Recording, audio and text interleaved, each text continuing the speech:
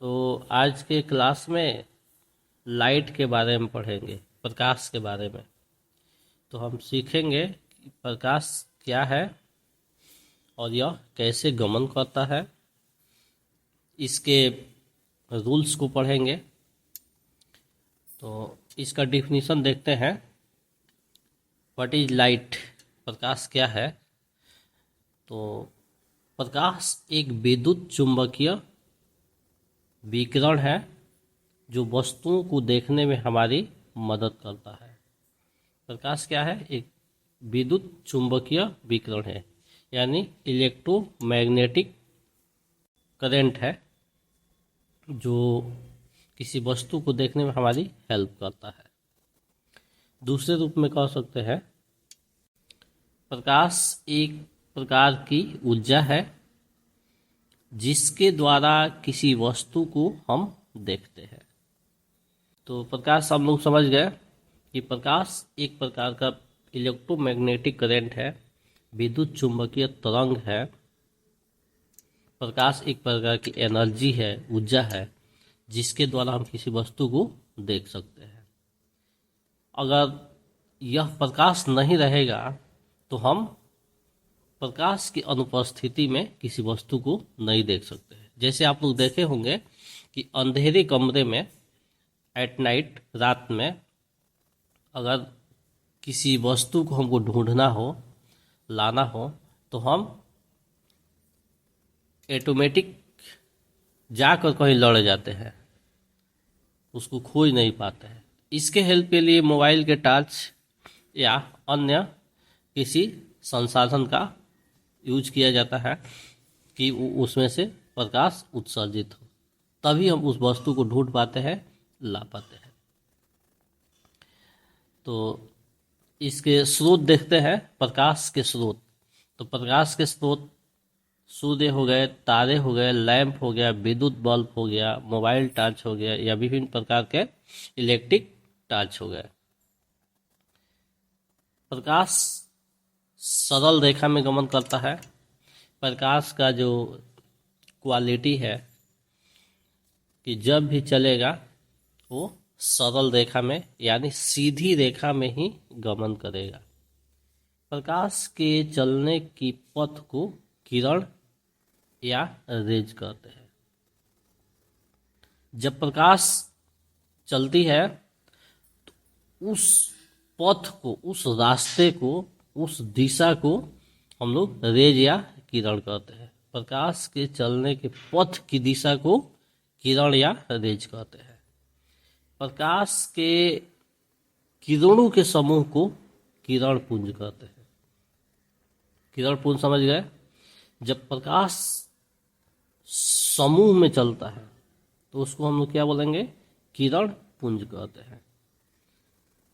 जब प्रकाश की किरणें एक बिंदु स्रोत से बाहर की ओर फैलती हुई नजर आती है तो उसे अपसारी किरणें, कन्वर्जिंग बीम या डाइवर्जेंट रेज कहते हैं। अर्थात जब प्रकाश की किरणें एक बिंदु स्रोत से बाहर की ओर फैलती हुई नजर आती है, संश्रित होती हुई नजर आती है, तो उसे संश्रित या अपसारी किरणें कहते हैं। जब प्रकाश की किरणें विभिन्न स्रोत से एक ही बिंदु पर मिलती है उसे अपसारी या अपसृत किरणें कहते हैं। Diverging beam. कहने का तात्पर्य यह है कि जब प्रकाश एक बिंदु पर मिलती है चारों तरफ से आकर,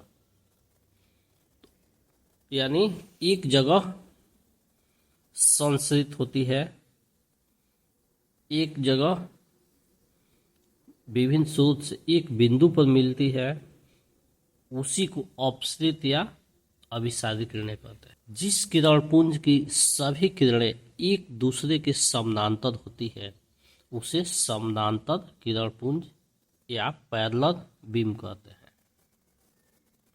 तात्पर्य कि जब सभी किरण पुंज एक समान लाइनिंग में चले, रेखा में चले, एक सरल रेखा में, तो इसी को हम लोग क्या बोलेंगे, जब एक दूसरे के समानांतर होती है तो इसी किरण का नाम पड़ जाता है समानांतर किरण पुंज।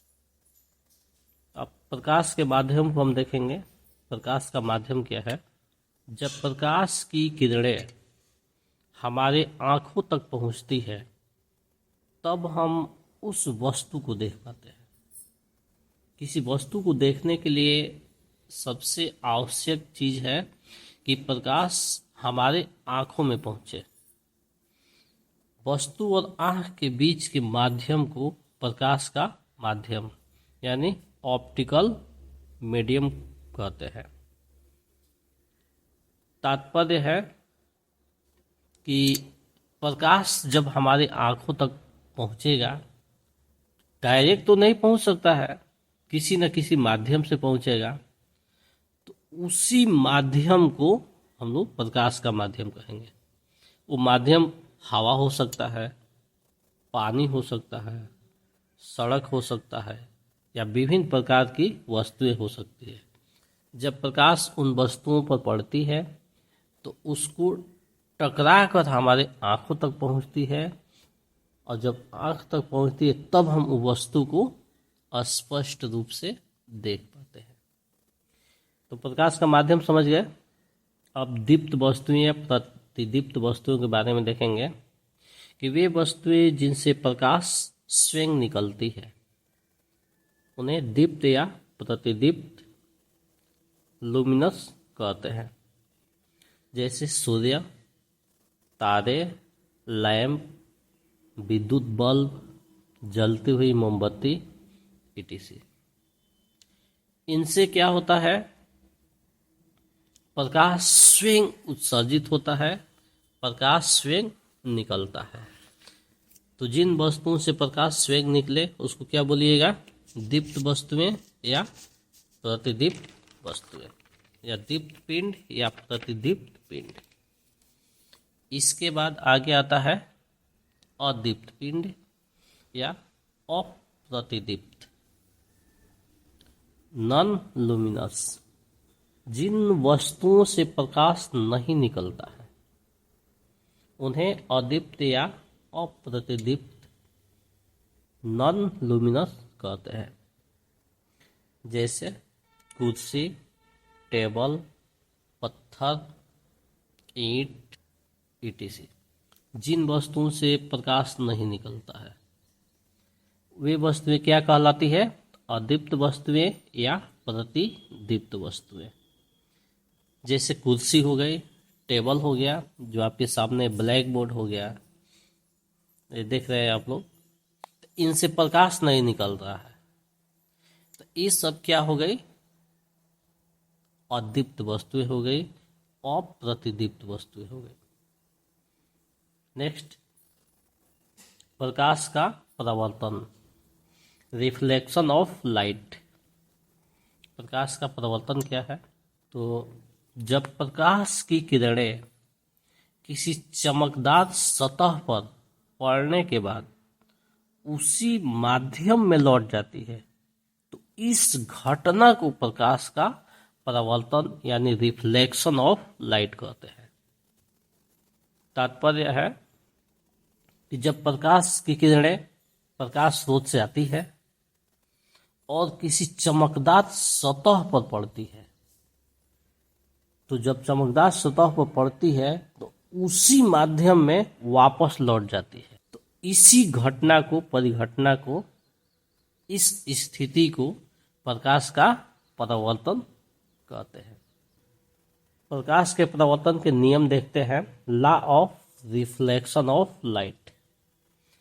तो प्रकाश के परावर्तन के दो नियम होते हैं। आपतन कोण और परावर्तन कोण एक दूसरे के बराबर होते हैं।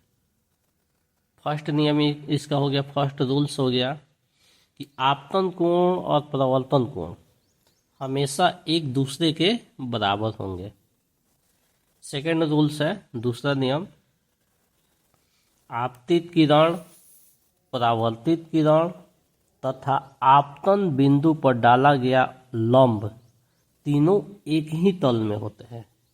सेकंड रूल कह रहा है आपतित किरण यानी जो किरण आ रही है, परावर्तित किरण जो उस पर टकराने के बाद वापस जा रही है। जब कोई किरण आती है और फिर उस सतह से टकराने के बाद वापस जाती है तो उसके बीच में एक लंब बनता है यानी 90 डिग्री का कोण बनता है। तो वो जो लंब खींचा जाता है वो सभी एक ही तल में होते हैं। तो इसका सेकेंड रूल हो गया।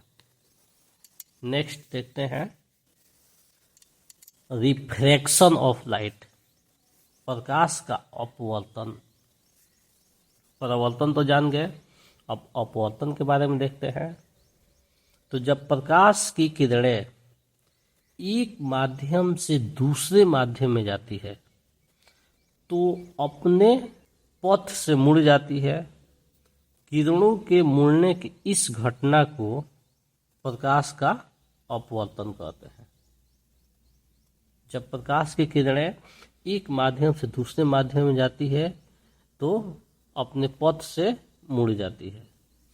किरणों के मुड़ने की इस घटना को प्रकाश का अपवर्तन कहते हैं।